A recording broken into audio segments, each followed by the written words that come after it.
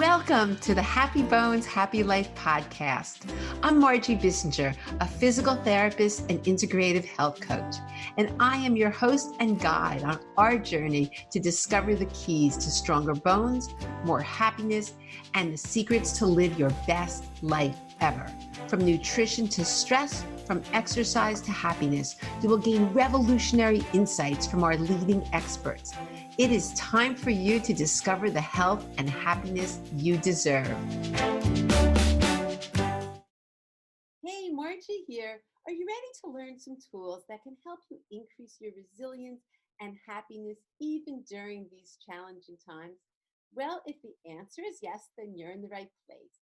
Because today, I wanted to use this podcast as an opportunity to share some things that really have been working for me, for my clients, people in my happiness class, as well as my other programs. And what we're going to do today is go over 4 tools and 4 things that you can immediately put into your life that can not only increase your happiness, but your resilience. And both of those things and reduce your stress and anxiety during these times is going to boost your immune system. And that's what we want to do, because stress reduces our immune system. And right now, that is the last thing we want to do. So what I wanted to do is share things that people have been saying to me. Margie, thank you so much for teaching me this, because this has really helped me get through this. And I asked people in my happiness class, what things really have been the best for you and have helped you with during these times? And these are the 4 things that came out. So let's just get started with them. So the first strategy, number 1, is to think about, are you a victim or a victor? And what that means, so often we get into victimhood, and that's the oh, poor me. And how do we know if we're in this oh, poor me? A couple things: blaming, shaming, and complaining. Those are 3 ways to know that, yes, we're in victimhood. And we know what blaming is. Shaming is just self-blame, and we know what complaining is. Now, during this time, so many people are not only complaining about everything, but they're also complaining that this person didn't handle this right, or we'd never be in this situation had this person done this. So there is just so many complaints swarming around us. And guess what? That puts us in victimhood, which reduces our happiness and really exacerbates our stress. So what we can do, it's a mindset switch. If we find ourselves in victimhood, we just stop. And instead of focusing on the problems, we focus on solutions so that we are a victor instead of a victim. And it's easy to do. All of a sudden, you're thinking, oh no, this is going wrong, that's going wrong. But instead, well, what can I do? What can I do today? What can I do that's positive? And there's a lot you can do. You can use this time to improve yourself. You can help others. Then we can go on and on. But the key is focus on solutions. And there may not be an absolute solution, but to just get in that negative cycle of the pity and for me is just going to continue to increase your stress and reduce your happiness. So that's tip number 1. But this is an interesting thing, because we can learn from people who lived before us and who've experienced these horrible, horrible catastrophes. So one person is Viktor Frankl. And Viktor Frankl was a psychiatrist who lived during the Holocaust, and he was in the concentration camp. And he wrote a fabulous book, Man's Search for Meaning. And this is one of the quotes that I'm going to read you from his book. And he, you'll see when you listen, was a true victor. We who lived in concentration camps can remember the men who walked through the huts comforting others, giving away their last piece of bread. They may have been few in number, but they offer sufficient proof that everything can be taken from a man but one thing, the last of human freedoms, to choose one's attitude in any given set of circumstances, to choose one's way. And that's the thing. We have the ability to choose our attitude. And I can't even imagine how horrific it must have been in the concentration camp. But right now, these are tough times, and I'm personally affected. My husband's a doctor who sees patients. My brother was on the front lines. My very close friend's mother just died of COVID. And I have friends whose children have it, friends who have had it. So it's been very close to home. And good news is things are on the improvement. Things are getting better, and looks like things will continue to improve. So I do believe we will get through this. But the point is, right now we're going through a tough time. And I like something that Jack Canfield says. It's an equation. It's E plus R equals O. And what that means are events plus response equals outcome. And so, okay, we can all have the same events, but it's the response. I mean, even think of people driving in traffic. One person is ready to pull out their hair, and they're just ready to kill themselves. They're so angry. And another person is just taking the time and thinking of thoughts or doing something interesting. So same situation, different response. Same with this. One person's waking up, oh, another day inside. I can't take it. And just going on the list of negatives. Whereas another person's, okay, you know what? I'm given this time I didn't have before. What am I going to do today? What can I do to better myself or better the world or whatever it is? So it's our responses. And when we focus on the victimhood, that just, as I said before, that's taking us really, really into a place and a cascade of things we don't want. So there's a couple things that we can do. In my happiness class, one game I tell people to play is, what you do is you have a jar, and you only do it for like a day or two. But every time you complain, blame, or shame, you put money in the jar, and then you can donate that money. And it doesn't have to be a lot of money, but you can do it as a family, you could do it as a group. The thing is, we don't realize how much we're doing this, me included. When I did this, I thought, oh, I don't really blame, shame, and complain. Oh my gosh, the first time I did this, I was like, oh, I had no idea. Another thing you can just do is just tap yourself on the wrist and notice, how often are you doing this during the day? You might be surprised, but as you start to bring this into your awareness, you can make the changes. That's what's so great. And so that is strategy number one, to see if you're a victor or a victim. And when you find yourself in victimhood, look at solutions and then see what you can do to be a victor instead. Okay, strategy number two is to do something that's relaxing and just is calming. And one technique that I love is from the Heart Math Institute. They've done all sorts of researches on gratitude and different things, coherence with the heart rhythm. And it really can reduce your stress, increase your happiness. And the one technique that I'm going to show you today is called the quick coherence technique. And this is something that I've taught to lots of people, and I've gotten such great response. So easy. So what you can do, if you can, you don't have to do this step, but you just take your hand and place it on your heart. And just doing that increases oxytocin, which is the bonding love hormone. And even that will just reduce your stress. But if you're somewhere that you can't do that, that's okay. And then you're going to take some deep breaths in. They're going to be deep breaths, like belly breaths, but visualize them coming in and out of your heart. So you'll breathe in and out of your heart. And then step 3 is to think about someone you love, an animal you love, a situation you love, something that brings love and joy into your heart. And then just breathe that in, and breathe that in through your whole body. And that's it. It's a very, very easy technique that they've studied, and it can reduce your stress, increase your happiness, and it's effective.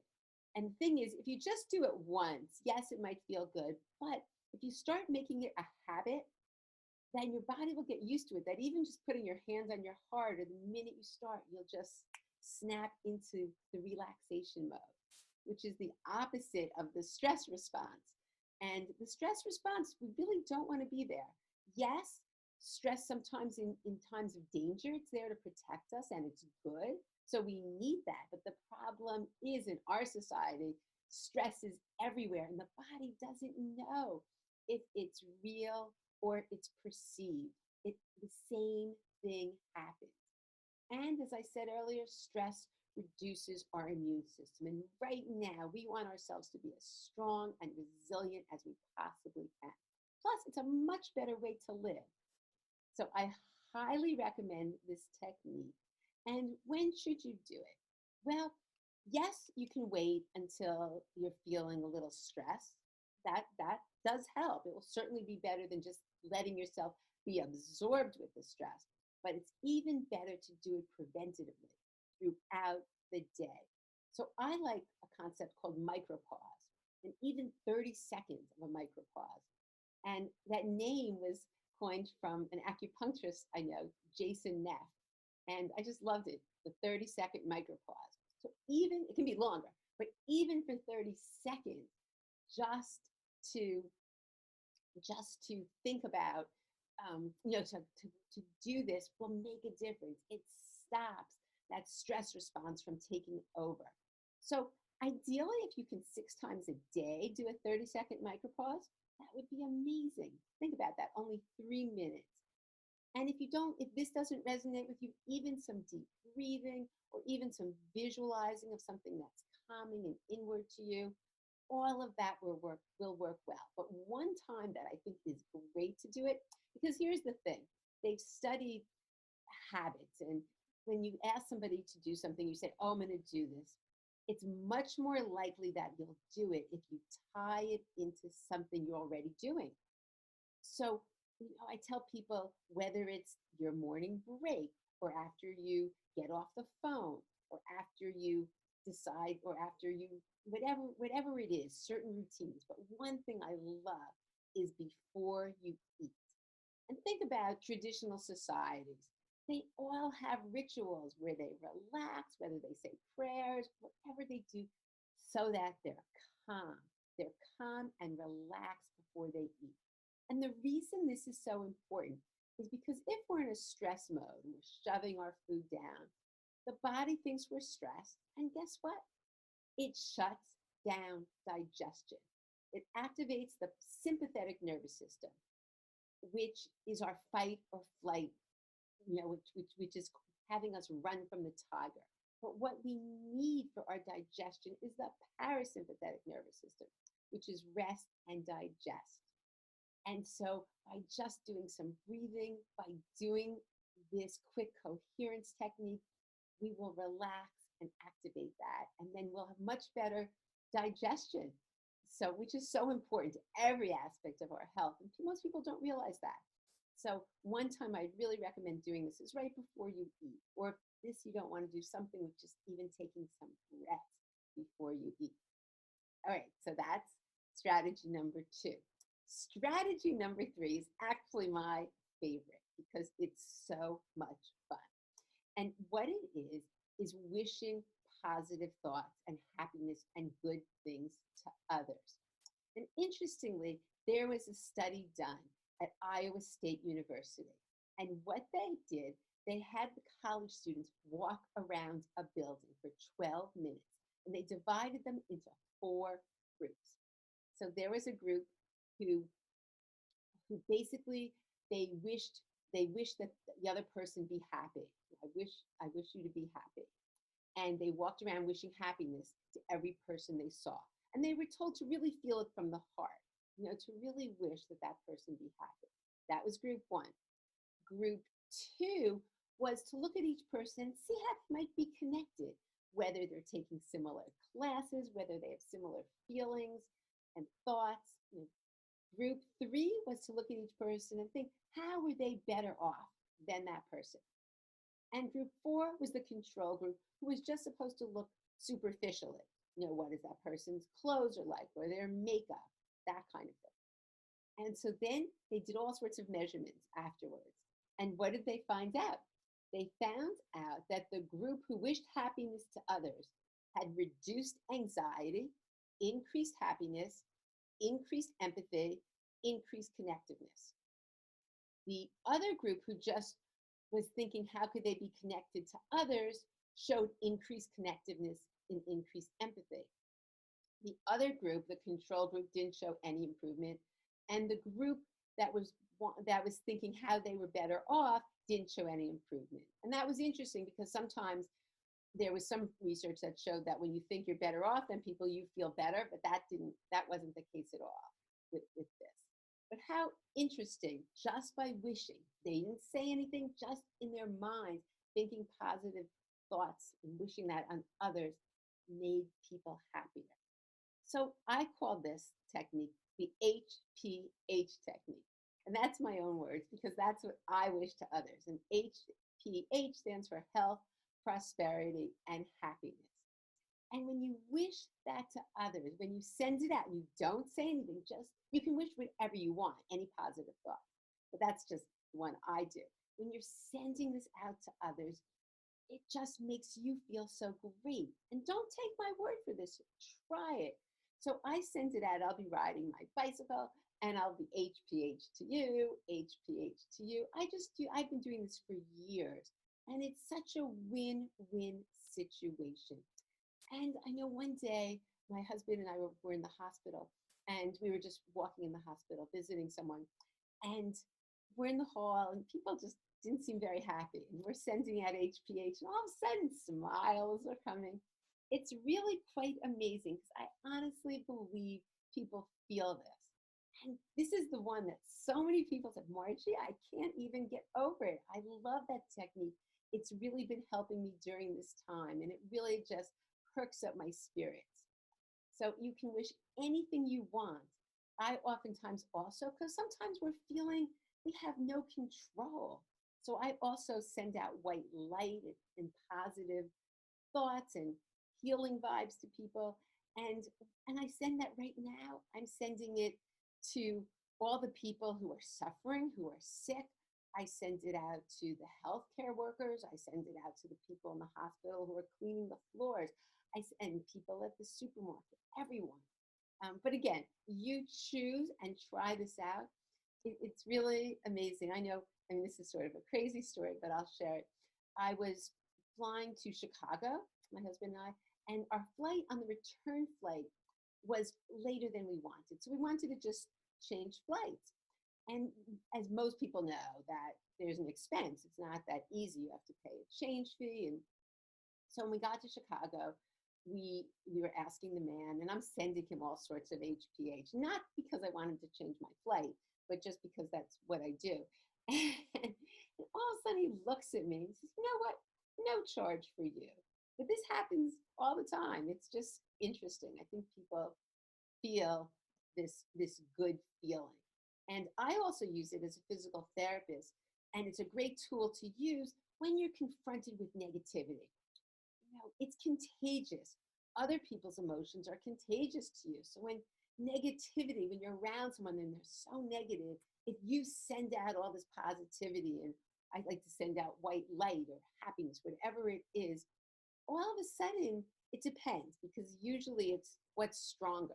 So often this is a great strategy and it really makes a big difference. And as a physical therapist, you're touching people, and I'm one who really can feel energy and vibes. And if there's negativity, I can't let that take over me.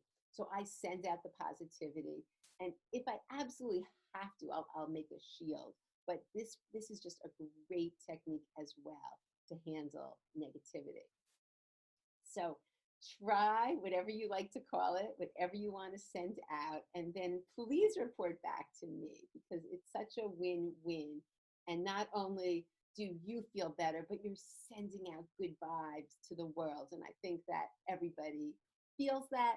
And especially in this time, all the good energy and positivity we can really use. The last tip I want to share has to do with posture. because I'm a physical therapist. I've been teaching posture for over 35 years, and it can make a big difference in your happiness. And right now, so many people are telling me, oh, my back hurts, my neck hurts, I'm sitting at this home office that's just not set up so right. So what happens, I want you to try this experiment with me. Ready? What we're going to do is don't hurt yourself when you do this, but slouch, round your back, squeeze your hands. This is called a contracted posture. And say, I feel happy. Okay? So let's one more time. I feel happy. Now take a deep breath. And now we're going to open our arms. We're going to be in expanded posture. This is like when someone wins a race, they're in this victory pose. Ready? And in this, we're going to say, I feel miserable. I feel miserable. So now, did you? Of course not, because when we're expanded, we feel happier. And they've done studies on this. Amy Cuddy and Harvard University calls it the power pose. And they found that when people were in that power pose, they actually were happier and they did better in an interview. It really affected their performance. Think about when people are in a race, even when they're blind, they have that victory pose because it makes you feel so good. So that expansion makes you feel great versus being contracted. That just increases your stress, anxiety, and reduces your happiness. So just make sure throughout the day, are you in an expanded posture or are you in a contracted posture? And I created these videos to help show you what's good posture, how you can sit, a couple exercises you can do throughout the day. So it was a program I had called 2 Weeks to Better Posture. And so that's available to everyone. And how to get that, I'll have it in the show notes, but it's just happyboneshappylife.com/gift. And so that gives you the posture exercises. And the other thing that I wanted to give everyone, I created, this was before the coronavirus outbreak, I created this happiness morning meditation, and it just helps you look for the positive in your day. And there's great music by Jim Oliver that really is uplifting and helps improve your mood.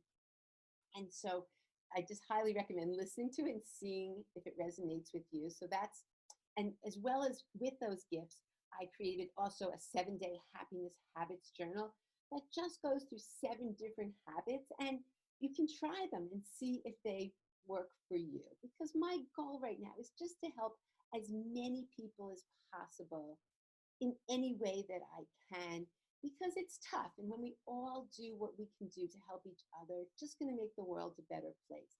And I truly, in my heart of hearts, believe that we are getting through this, and that when we do get through this, the world really will be a kinder, nicer place for all of us. So on that note, let me just give you the URL for that one. That one is tinyurl.com/happiness-gifts, and they'll both be in the show notes. So on that note, I hope these tips were helpful. Please let me know what's working for you so we can share them. And I look forward to seeing you on the next episode. Stay well, everybody, and see you soon.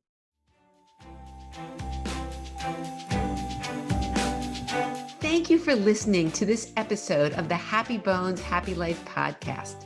If you enjoyed this show, please subscribe on your favorite listening app so that you don't miss any amazing insights on upcoming episodes. And until next time, continue to live your best life ever. See you soon.